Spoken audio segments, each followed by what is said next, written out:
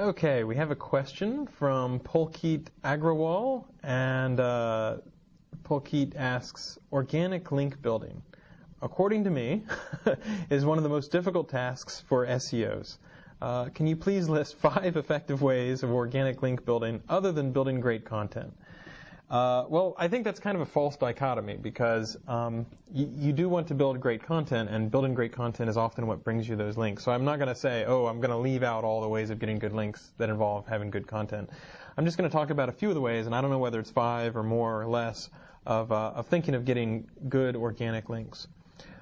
First and foremost, I'll start with the worst one, which is controversy. Controversy is, one of these hooks, one of these link bait ideas where no matter what you say, this person sucks, or you pick one company, or you pick one person that you hate, and you really pick on them. There's a few people that have made a profession out of hating everybody, which might do well for them, but boy, it's not always fun to hang out with them. So you can do that a little bit, but think of it more like the leavening or the spice that you do every so often. It can be fun to uncork a good rant whenever you're really frustrated because somebody's had bad customer service or something like that. But you don't always want to be going for the controversy, or you're like the boy who cried wolf. You're just always saying, look at me, I'm being loud, you have to pay a lot of attention to me. And over time, people will end up paying less attention to you. There are a lot softer ways to do that, whether it involves humor or bringing something original to the table. So I wouldn't rely on controversy all the time. One of the best ways to get links is to participate in the community. And I'm not talking about signing up and spamming a bunch of blogs or forums, but rather showing up, and a good example is answering questions. If you have something of worth, some value that you can add by saying, hey, you know what? I know the answer to this. This is how you configure htaccess to do a 301 redirect. Somebody appreciates that, and somebody will remember that you answered their question, and they'll be more willing and more receptive to link when you realize, oh, that's their site. They have a whole pile of interesting articles about how to do good things with 301 redirects or htaccess. So I think participating in the community, answering questions that help other people can be a big way to do it. Going back to what is building great content, but is still super important, original research. To this day, if somebody does even a little bit of work to dig into a subject, they're a lot more likely to get links.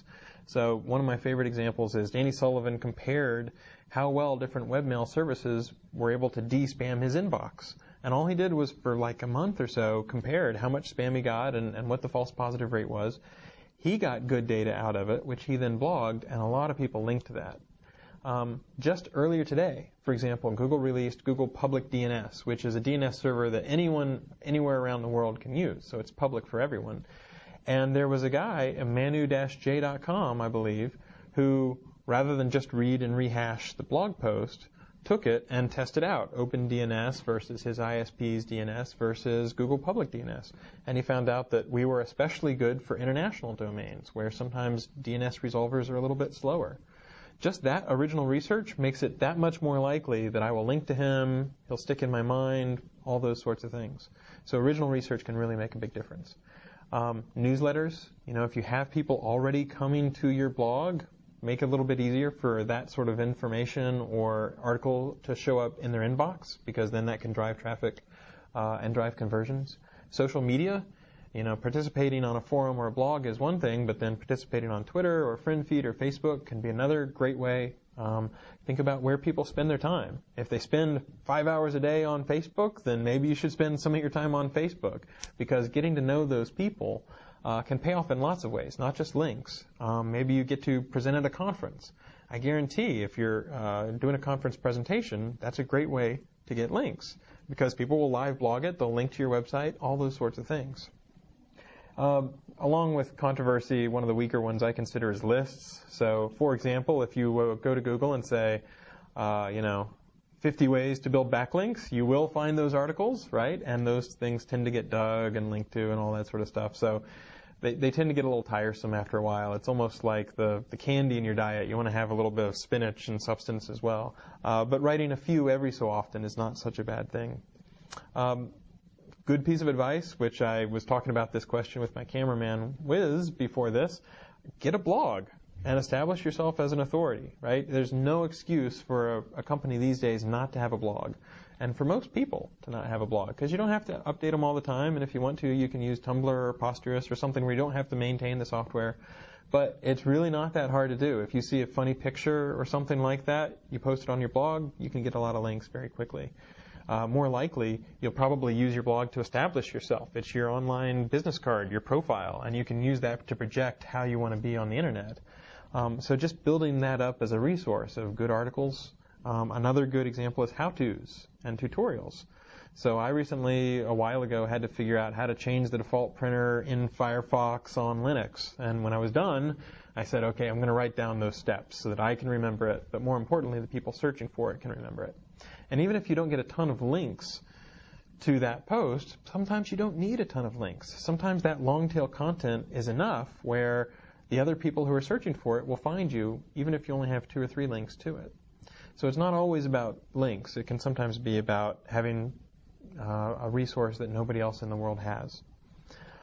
Talking about resources, another thing you can do is run a service that people find really useful, or even make a product and release it for free, or give it to the community. So a Firefox extension or a Chrome extension, something that improves your Apache experience or makes things easier for WordPress plugins, stuff like that. Services are good because people will come to you to try things out, but open source is also fantastic because then people can download it. They're grateful that they got something for free. So you can do the work once, and then lots of people downstream can be grateful, and some of those people will link to you. Another good piece of advice, try to make sure that your site has good site architecture. You'd be amazed at how many people don't handle things like, can my site be crawled? Can my site URLs be bookmarked? And so can Google get to all the pages on my site? You might think it sounds remedial, but you'd be amazed at how many websites mess that up. So make it easy to link to your site or to individual pieces of content on your site, like individual blog posts. That's almost everything on my list, but I'll make one final one, which is make a few videos. It turns out making videos can be a really easy way where you're just talking, but people can watch it at any point. They can get a lot of value out of it, and hopefully it's enjoyable. So you, again, do that work once, and then it's useful all the way down the line. So those are just a few tips, some different ways to try to build links. Not necessarily always content, but it can be really helpful, and it can be a good way to try to get some good links.